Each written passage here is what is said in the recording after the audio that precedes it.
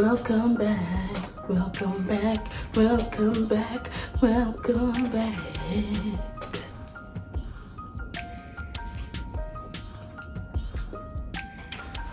I'll just hold it.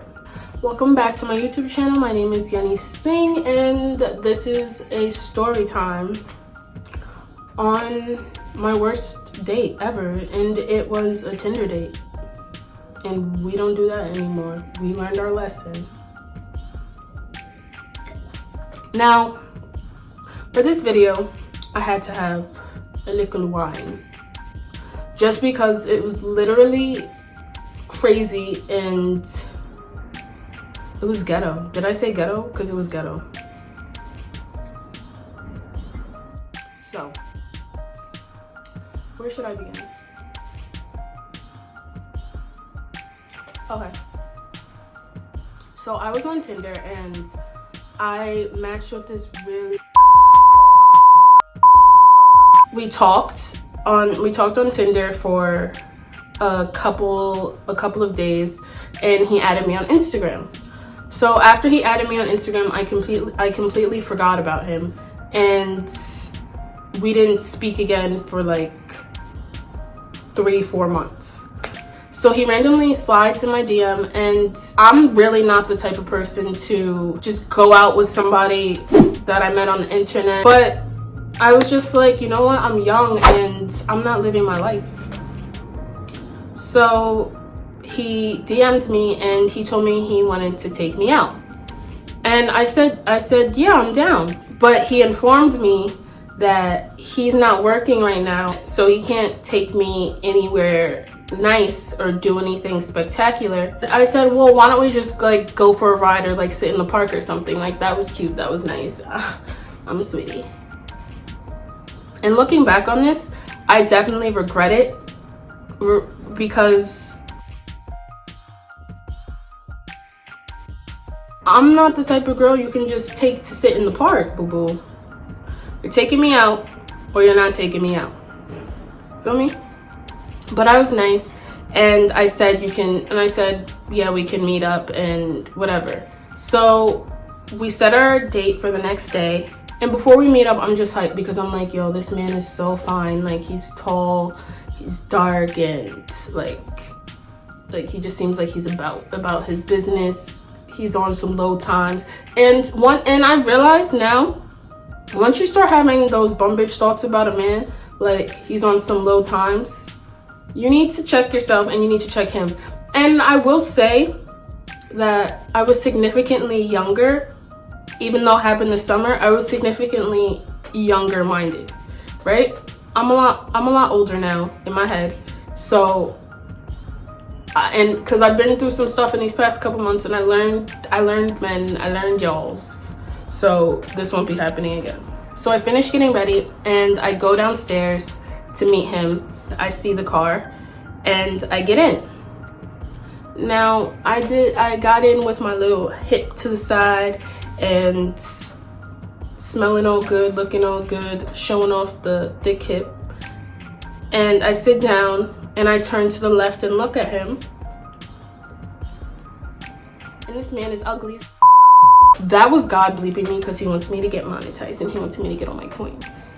Anyways, he's ugly as hell. Like, he looks nothing like his picture, and he's tiny. He's very short and he's very skinny. He's shorter than me and I'm only 5'3". And I'm the type of person, when I'm in an awkward situation like that, I'm not just gonna hop up and leave. I'm just gonna see it through until God gives me a natural exit, right? But when I get in the car and I sit down and I look at him and I'm disgusted in my heart and in my soul and in my head, his mouth drops open and he's like, you are gorgeous, because I am. And like, my face was beat, my hair was laid, my outfit was crisp, I smelled like delicious dandelion, roses, cotton candy,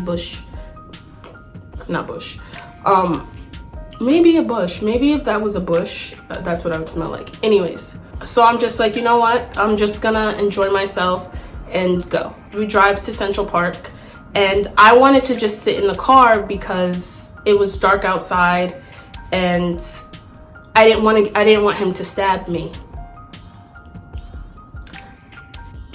wait, now that I'm thinking about this again, I could have gotten stabbed in the car and outside the car, regardless. So we're sitting in the car and we're talking, and he says, let's get out and let's sit in front of the park. So we get out the car, and I'm towering over this man, and it's blowing mine in front of the park. And we sit down and we're just talking. We're having a nice, cute little conversation, and it starts pouring raining.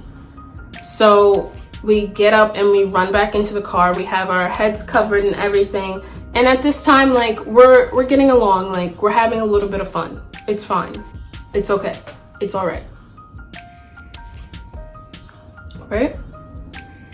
So we're sitting in the car now and we're talking, and it's raining so hard outside. So it's a little bit romantic. It's cute, and he's complimenting me and he's talking to me. Don't get that confused and start thinking that the rain is making me feel romantic. It's making him feel romantic. So we're just talking, we're listening to music, and then I start to hear this noise, and it's just like,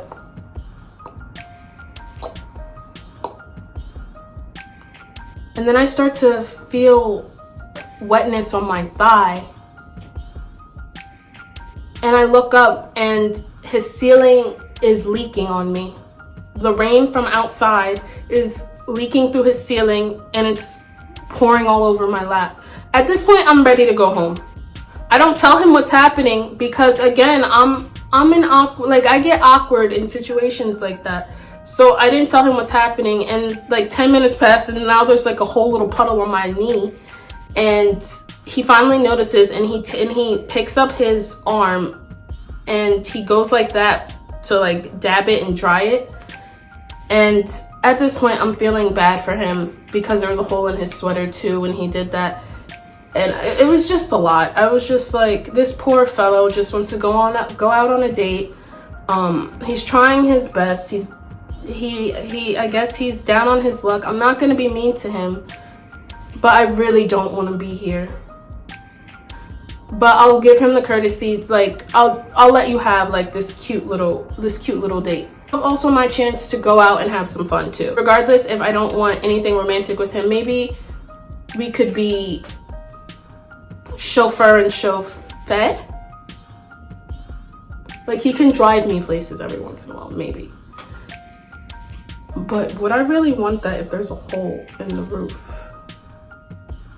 Anyways, so after he dried up the hole where the water was drowning me, he looks at his phone. He's like, oh, my man's is coming from the studio. I have to go pick him up.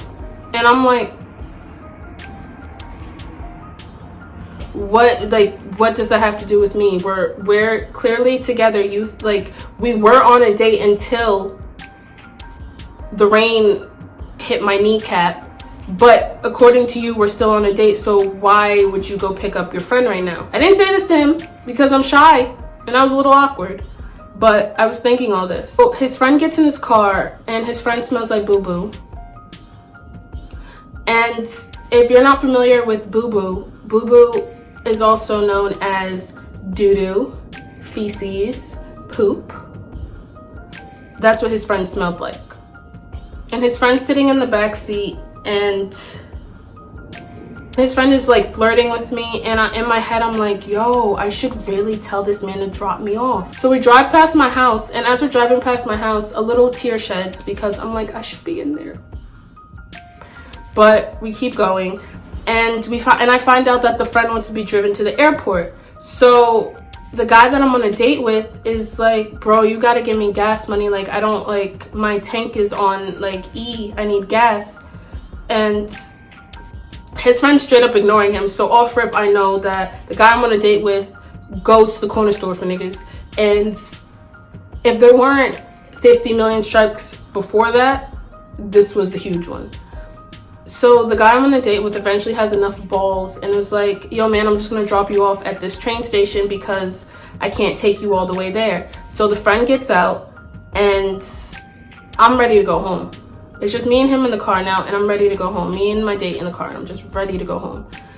But I'm still too scared to say it. I was choked up, I was awkward, I was nervous, and I was too scared to say it. And in my head, I'm thinking, oh, how much worse can it be? I'm gonna get home and I'm just never gonna talk to this guy. At least I'm doing something tonight. Maybe this will be a story, like a funny story to tell my kids.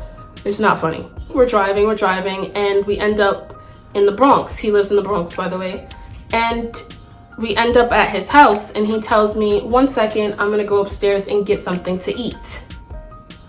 Mind you, at this point, me and him have been out for like 3 hours. He hasn't asked me if I'm hungry. Mind you, he didn't even have any money.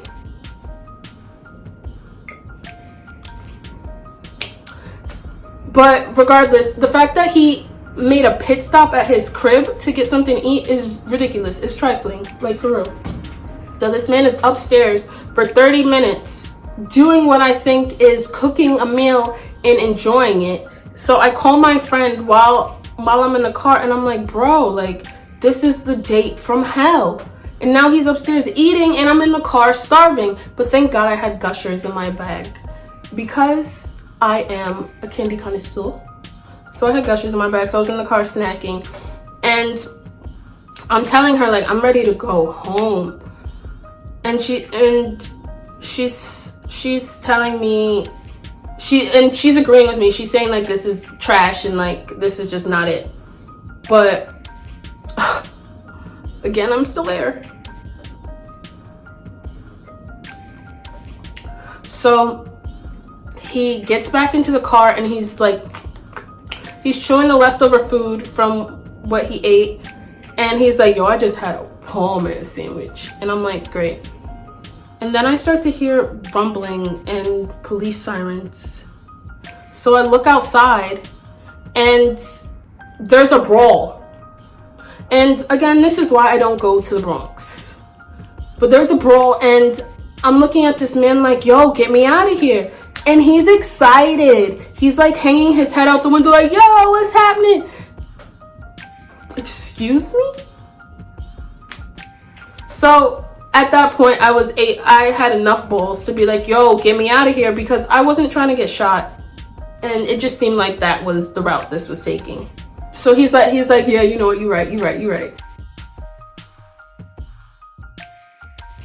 And it just looks like a whole bunch of like abandoned factories. There was water and like this huge park, and he decided to stop there, and there's no one in sight. There are no stores, there are no establishments, everything is abandoned. So then I decided to text my friend and I tell her like, yo, check my location, because like I don't know where I am and like this is really sketchy. So at this point I'm like trying to play it cool because I'm really scared, and I feel like if I acted scared, he would have like... We're sitting there and we're talking, and he's looking at me like really seductively, and I'm throwing up in my mouth because he's gross. So he starts kissing me, and at this point I'm not scared, but I don't want to kiss him. But also like I'm somewhere where I don't know. I'm with someone that I barely know. I kiss him back hoping that like maybe it'll end soon. In the middle of us kissing, he starts going like that and pushing my neck down towards his crotch, and I'm pulling my neck back like we're like doing like a battle. And in my head I'm freaking the hell out. I'm like yo, like what's about to happen? First of all, I'm disgusted because you're really ugly, you're really gross, you're really tiny, and on top of this you're trying to force me to do that. Eventually I'm able to snap my neck back hard enough for him to stop and what was going on, but I definitely wasn't thinking clearly and I was just scared. So as I'm texting her, I hear him go, ow. So I look up and his fingers covered in blood. Confused for like a split second, because what could he have done to make himself bleed? Then I look into his other hand and he has a razor blade out. I'm like, what the hell? Because the razor blade wasn't out before. There's no reason for him to take, like, why did he take it out? So he sees me scared, because at this point, like, I'm visibly shaken, and and he's playing with the razor blade in his hand, and he's looking at me, and then he's like, give me a kiss. He's playing with his hand, he's like, give me a kiss. So I kiss him,